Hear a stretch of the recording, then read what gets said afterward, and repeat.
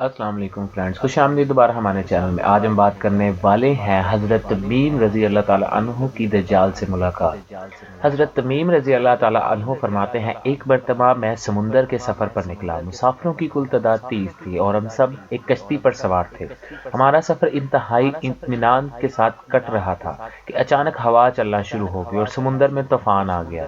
اس شدید ہوا اور طوفانی لہروں کے باعث ہماری کشتی اور سمندر میں موجود دیگر کشتیاں ڈولتی جاتی۔ کشتی کے مسافر اس صورتحال سے پریشان ہو گئے اور ہر کوئی اپنے اپنے خدا کو پکارنے لگا، کیونکہ کسی کو کچھ سمجھ میں نہیں آ رہا تھا کہ کیا کرے۔ سمندر سے اٹھنے والی لہریں ایک سمت کی بجائے ہر طرف سے کشتی کو اپنی لپیٹ میں لے رہی تھی۔ تھک ہار کر ملا نے بھی چپو چھوڑ دیے اور ایک طرف بیٹھ گیا۔ اب ہم میں سے ہر کسی کو یہ یقین ہو چکا تھا کہ موت یقینی ہے۔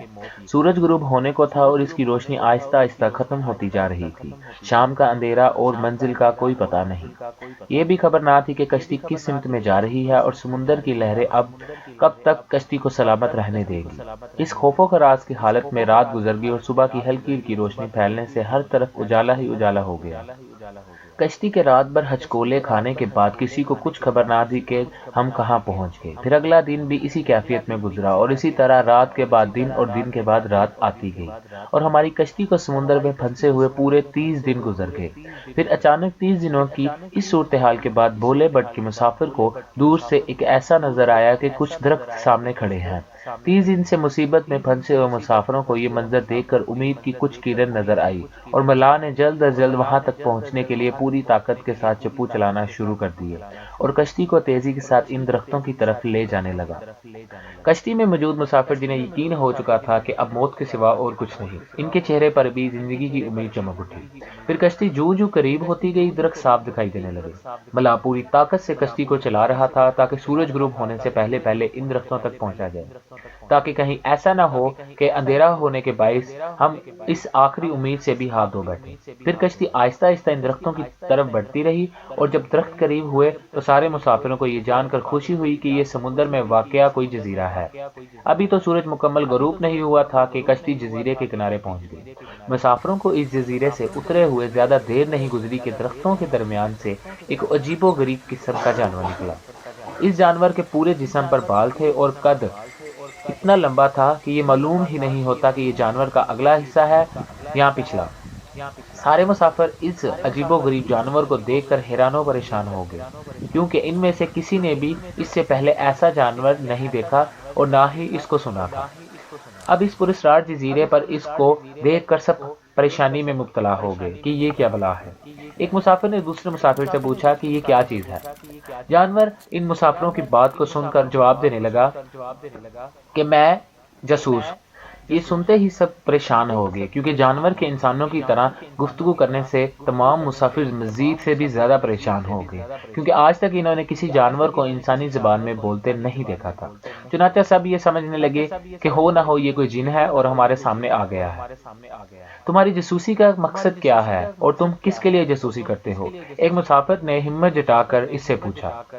میں جس کے لیے جاسوسی کرتا ہوں اسے تم سے ملنے کا بے حد شوق ہے، وہ تم سے باتیں کرنا چاہتا ہے، لہٰذا تم میرے ساتھ چلو۔ اور یہ اس جانور نے کہا۔ یہ سن کر تمام مسافر حیران و پریشان چپ چاپ اس کے پیچھے ہو لیے۔ وہ عجیب و غریب جانور درختوں کے درمیان بنے ہوئے راستے سے ہوتا ہوا ایک پرانے محل کے سامنے جا کر کھڑا ہوا۔ محل کو چاروں طرف سے بلند و بالا درختوں نے گھیر رکھا تھا۔ مسافروں نے وہاں پہنچ کر پریشان نظروں سے اس کی طرف دیکھا اور پھر جانور کی طرف سوالیہ نظروں سے دیکھنے لگے۔ جانور پھر آگے چلا اور سب مسافر کو ایک بڑے دروازے سے گزارتے ہوئے محل کے اندر داخل ہو گیا۔ محل کے اندر داخل ہوتے ہی سب نے دیکھا کہ ایک بہت بڑا شخص زنجیروں میں جکڑا ہوا ہے اور رہائی کے لیے کوشش کر رہا ہے۔ ہم نے اس سے پہلے اتنے بڑے قد آور اور اتنے رعب والا شخص کبھی نہیں دیکھا۔ ایک مسافر نے ہمت کر کے پوچھا، تم کون ہو؟ میں کیا ہوں اور کون ہوں یہ تم جان ہی لوگے، پہلے یہ بتاؤ کہ تم کون ہو۔ آگے سے اس انسان نے یہ سوال کیا۔ ان سے سوال کرنے والے مسافر سے پوچھا، ہم عرب قبائل لحم اور جذام کے لوگ ہیں۔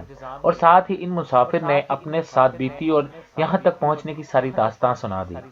اس قید میں جھگڑے ہوئے شخص نے کہا ذرا مجھے نخلستان بہستان کے متعلق تو بتاؤ، تم اس کے متعلق کیا جاننا چاہتے ہو؟ ایک مسافر نے پوچھا۔ خبردار، عنقریب ان پر پھل لگنا بند ہو جائیں گے، وہ قیدی غصیلے انداز میں بولا۔ پھر وہ مسافروں سے خطاب ہو کر کہنے لگا اچھا تبرستان کے دریا کے متعلق تو بتاؤ۔ مسافروں نے کہا دریا کے متعلق کیا پوچھنا چاہتے ہو؟ وہ بولا اس میں پانی ہے۔ مسافروں نے کہا ہاں اس میں پانی ہے۔ اس نے کہا عنقریب اس کا پانی ختم ہو جائے گا۔ پھر وہ کہنے لگا مجھے زگر کے چشمے کے متعلق تو بتاؤ، کیا پوچھنا چاہتے ہو؟ مسافروں نے پوچھا یہ کہ اس چشمے میں پانی ہے کہ نہیں، اور اگر وہاں پانی ہے تو وہاں کے لوگ چشمے کے پانی سے کھیتی باڑی کرتے ہیں؟